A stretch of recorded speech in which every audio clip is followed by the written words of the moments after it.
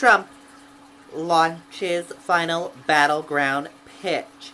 Biden focuses on PA.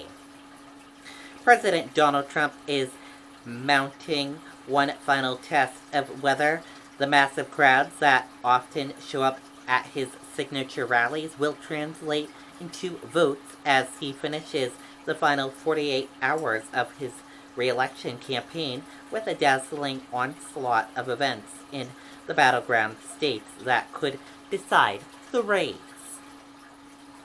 President will hold 5 rallies in 5 states on Sunday alone. He'll hold 7 more on Monday to close out the final full day of the campaign. Down in the polls and at a cash disadvantage to his Democratic rival, Joe Biden, Trump is turning to rallies to keep his message in front of voters. But it's unclear whether they will broaden his appeal beyond those already likely to vote for him. And the packed, often unmasked crowds risk deepening the pandemic at a time when coronavirus cases are surging across the U.S. But Trump still relishing his late-stage upset in 2016 campaign, seeing his showmanship as a central element of his outsider appeal that he hopes will resonate again this year. Let me ask you, is there a better place to be anytime, anywhere than a Trump rally? Trump asked a massive crowd Saturday in Butler, Pennsylvania. They responded in roaring appeal. With more than 91 million votes already cast, Trump and Biden are out of time to reshape the race. Instead, they're focusing on their base and making sure that any potential supporters have either already voted or plan to do so in person on Tuesday. For Biden, that means paying close attention to black voters who are a critical part of the coalition he needs to build to win. His team is confident in Biden's standing with women, college-educated voters, and those who live in suburbs.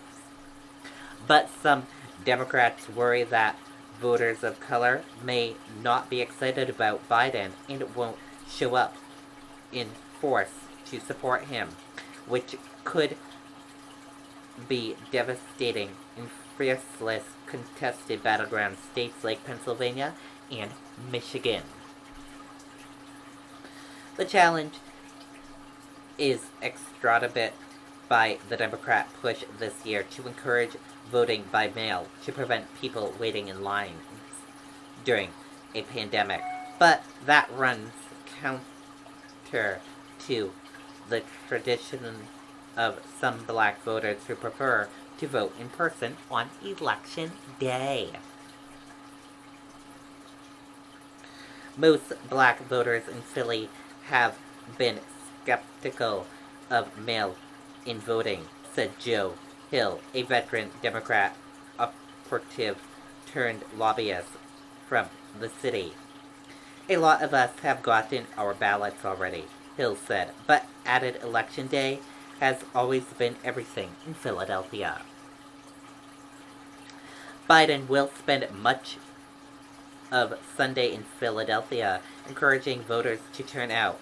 He'll participate in Souls to the Polls event that aimed at encouraging black church congregations to organize and vote.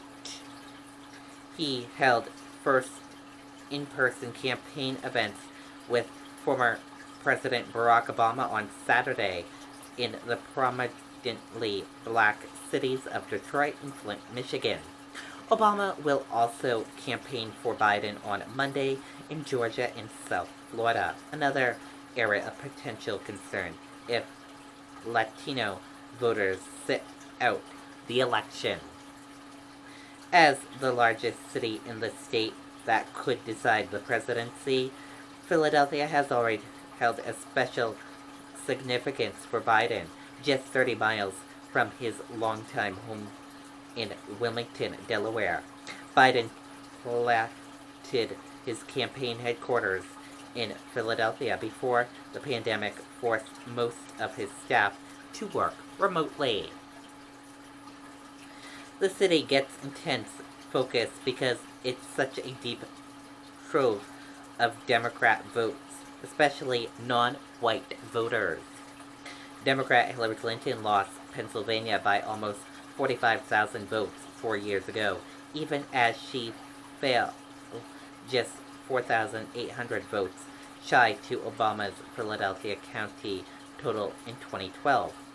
Clinton's biggest problem was that she lost ground in Trump's other parts of the state beyond Philadelphia and its suburbs. According to an analyst by University of Florida, Professor Michael McDonald, a nonpartisan political data expert, almost 2.3 million Pennsylvania voters had returned absentee ballots as of Friday, out of almost 3.1 million requested. That's a statewide return rate of 74.2%.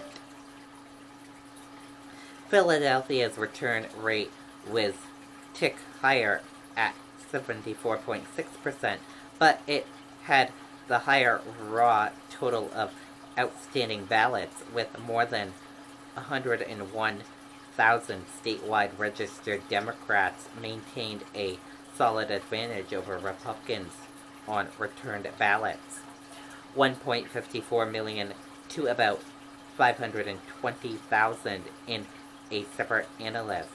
The Democrat data firm Target Smart found that more than 385,000 of the early Democrat votes didn't vote at all in 2016.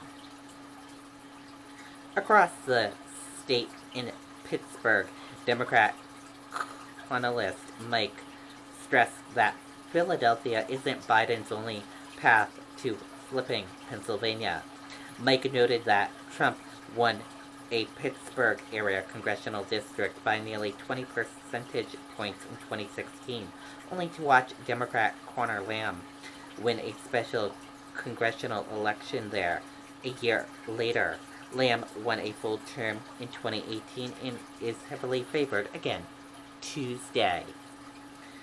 Mike said that turn will help Biden run up a wide margin in Allegheny County, the state's second most popular.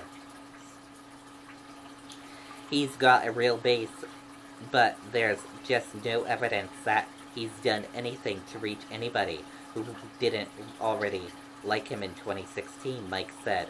And he's lost people who weren't sure about him, but were willing to take a gamble. It's not just about Philadelphia. And that does it for this news report right here on the Riley King Network. Thank you for watching this news report right here on the Riley King Network. Goodbye, everyone.